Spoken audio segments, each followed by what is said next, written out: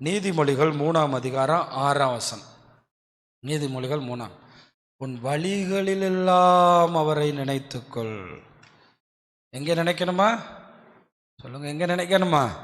எத்தனை பேர் காலையில் ஸ்கூலுக்கு போகிறதுக்கு முன்னாடி ஆண்டவரை நினச்சிட்டு போகிறீங்க?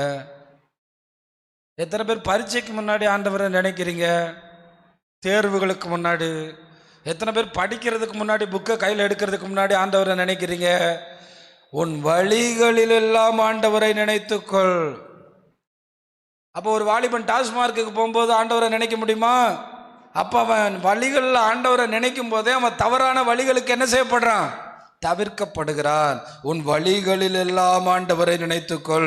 அப்போ எந்த வழியில் நம்ம போகும்போதும் நம்ம எல்லா காரியங்களிலும் ஆண்டவரை நாம் நினைத்து கொள்ள வேண்டும். அந்த வசனத்தினுடைய முன்பகுதி என்ன சொல்லுது தெரியுமா? உன் சுய புத்தியின் மேல் சாராமல். அன்னைக்கு நல்லா படிச்சுட்டு போயிருப்போம், உட்காந்து கடவுளை தேடி இருக்கவே மாட்டோம். உட்காந்து நல்லா படிச்சுட்டு போயிட்டு கடைசியில்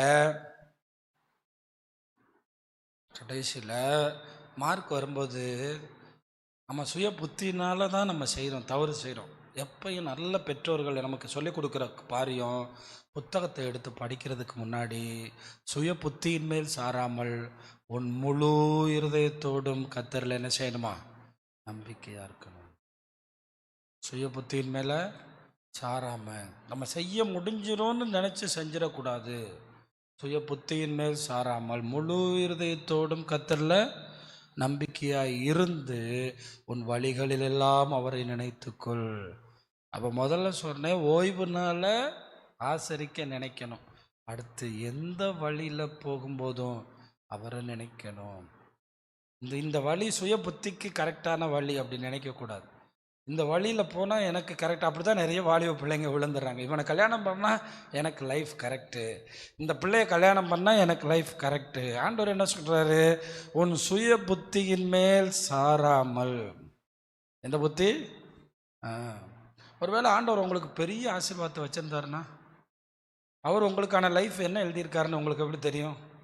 அதுக்கு தான் அவரோட நெருங்கும் போது தானே அதை காமிப்பார். அது நெருங்கும் போது தானே அவர் நமக்கு அதை கொண்டு வருவார்.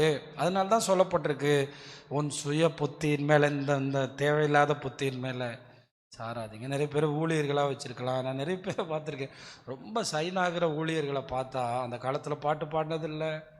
இன்றைக்கி அவங்க பாட்டு கேட்டால் நம்ம உள்ளமே உடையுது.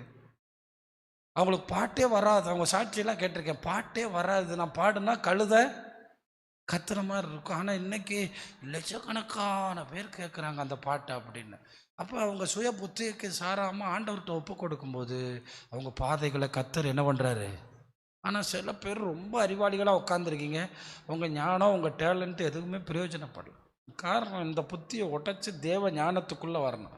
அதான் சொல்கிறார், உங்கள் சுய புத்தியின் மேலே தேவன்கிட்ட கொடுத்துடணும். அந்த பட்டத்தோட கயிறு யார் கையில் இருக்கணும்? அவர் விடணும். அப்படி தான் நீங்கள் வேலை பறப்பீங்க. கையில் அவர் இருந்தால் கரெக்டாக அவங்கள பறக்க வச்சுட்டே இருப்பார், இன்னும் பறக்க. இந்த ரெண்டு காரியத்தில் நம்ம பிள்ளைங்க பழகணும். போன வாரம் நான் கேட்டப்போ நிறைய பேர் நான் பைபிள் வாசிக்கிறதே இல்லைங்கிறான். இந்த புத்தகத்தை தொடுறதுக்கு முன்னாடி ஆண்டவரே நான் என்ன படிக்கணும், நான் என்ன ஆகணும், இந்த மெச்சூரிட்டி கூட கிடையாது. அப்படியே போகிறோம், நான் என்ன ஆகணும். 12th முன்னே என்னை கொண்டு என்ன செய்ய போகிறீங்க? சிலரை ஊழியர்களை அழைச்சிருப்பார். இங்கெல்லாம் ஊழியக்காரங்களாகவே இப்போ யாருமே வர விரும்புறதில்லை. பெற்றோர்கள் பிள்ளைகளை அதற்கேற்றபடி உருவாக்குறதுக்கு ஆண்டவர் அப்படி சித்தமாக இருந்தால் அதை நம்ம செய்யணும். ஏன்னா அது ஒரு பெரிய மேன்மை. என்ன ஊழியக்காரன் ஒருத்தன் உருவானான்னா டாக்டர் இருப்பான், இன்ஜினியர் இருப்பான், கலெக்டர் இருப்பான். ஆனால் உங்கள் பிள்ளைய ஒரு கலெக்டராகவோ ஒரு டாக்டராகவோ தான் மாற்ற முடியும். அது மரணத்தில் மேன்மை இல்லை. அப்போ ஆண்டவருடைய திட்டம் பிள்ளையை குறித்து என்ன? ஏன்னா ஒருத்தனை குறித்த திட்டம் உலக தோற்றத்துக்கு முன்னே கர்த்தர் எழுதி வைக்கிறார். இந்த ரெண்டு காரியத்தை நீங்கள் கவனிக்கணும், ரொம்ப கவனிக்கணும். ஓய்வு நாளை எப்படி ஆசரிக்கணும்? பரிசுத்தமாக. ரெண்டாவது, ஒவ்வொரு பாயிண்டில் இன்றைக்கி இருக்கிற பிள்ளைங்க, நான் படித்து மேலே வந்துடுவேன், நான் நல்லா படிக்கிறேன், நான் பெரிய ஸ்கூல், இதெல்லாம் ஒத்து வராது. நான் உங்களுக்கு சொல்கிறேன், ரொம்ப பெரிய படித்து போனவனும் ரொம்ப வேஸ்ட்டாக போயிட்டான். ஆனால் தேவனை சார்ந்து கொண்டவனும் ரொம்ப பெரிய இடத்துக்கு வந்திருக்கிறாங்க. தேவனை சார்ந்து கொண்டவங்க நம்ம எல்லாரும் அந்த தேவனை சார்ந்து கொள்ளணும். இப்போ நிறைய பாட்டு எழுதுகிறாங்களே, ஜான்சாமி சகோதரர்ஸ் ரெண்டு பேரும் பிஏ கிராஜுவேட்டு. ஆனால் இப்போ அவங்க ப்ரீ கிராஜுவேட் இல்லை, எங்கே எழுதிட்டு இருக்காங்க? நமக்கெல்லாம் நிறைய நல்ல பாட்டு கொடுத்துருக்காங்க. அவங்க நல்ல அழகான பாடல்களை நமக்கு எழுதி தந்தாங்க. கர்த்தர் அவங்கள சுய புத்தியை சார்ந்து கொள்ளாமல் தேவனுடைய வழியில் வந்தப்ப அவங்கள ஆண்டவர் அழகாக்குறார். அவங்க பாருங்களேன், அவங்க அப்பா இறந்து போவார்னு, இவ்வளோ குயிக்காக இறந்து போவார்னு யாருமே நினைக்கல. அதுக்குள்ளே 2 ஸ்டார்ஸ் மாதிரி எழுப்பிட்டார் ஆண்டவர். நீங்க சொல்கிறாரு, சர்ச்சில் ஞாயிற்றுக்கிழமை 2 ஆராதனையில் இடமே இல்லை.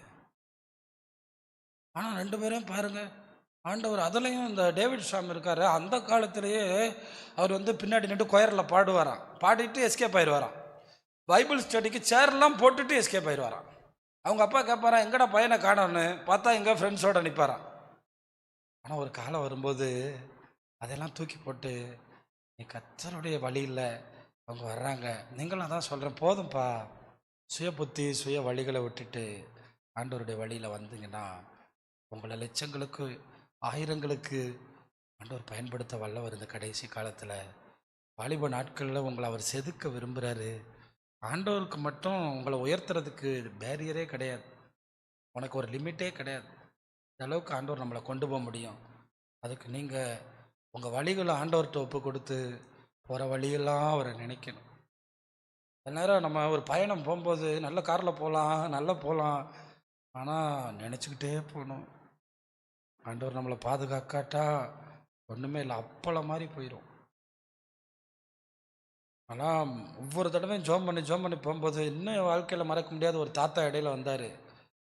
அதாவது டிரைவர் சீட்லேருந்து கத்திட்டேன் யோ அப்படின்னு. ஆனால் நான் கத்துறது அவருக்கு கேட்காது. என் ஹார்னை அப்படியே அமுக்கிட்டேன்.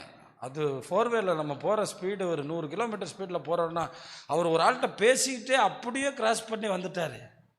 நான் நினச்சேன் இன்னைக்கு அவரை ஏற்றிட்டேன்னு.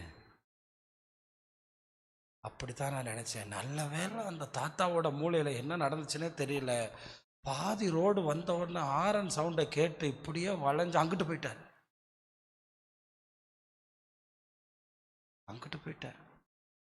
அப்போ தான் நினச்சேன், நம்ம என்ன தான் போனாலும் திடீர்னு எவனாவது உள்ள விழுந்துட்டான்னா உங்கள் பாதையை, இது ஒரு வாழ்க்கைக்கு சொல்கிறேன் பிரதர்ஸ், உங்கள் பாதையை ஆண்டவர் தான் செப்பனிடணும். ஆண்டவர் தான் நீங்கள் போகிறதுக்கு முன்னே வழி திறக்கணும். ஒரு பயணம் கூட போயிட்டு வர முடியாத காலத்தில் இருக்கிறோம். அதனால் ஜோம் பண்ணாமல் போகாதீங்க. அப்போ பயணத்துக்கே ஜோம் பண்ணணுன்னா ஒவ்வொரு காரியத்திலையும் சுய புத்தியில் சேர்ந்துடக்கூடாது, சுய புத்தியில் கணக்கு போடக்கூடாது. வழிகளிலெல்லாம் நினையுங்கள், ஓய்வு நாளை பரிசுத்தமாய் ஆசரிக்க நினையுங்கள். வாலிப நாட்களில் இதுதான் சிருஷ்டிகரை நினைப்பது. ஆண்டவர் பார்ப்பார், பரவாயில்ல இந்த பையன் இவ்வளவு பெலனாக இருக்கிற காலத்திலேயே என்கிட்ட ஜெபம் பண்ணி ஸ்கூலுக்கு போகிறானே. இவன் கிளடாகி ஒன்றும் முடியாமல் படுத்து கிடக்கும்போது ஸ்தோத்திரப்பான்னு சொல்லலையே. இதெல்லாம் ஆண்டவர் கணக்கில் வைப்பார்.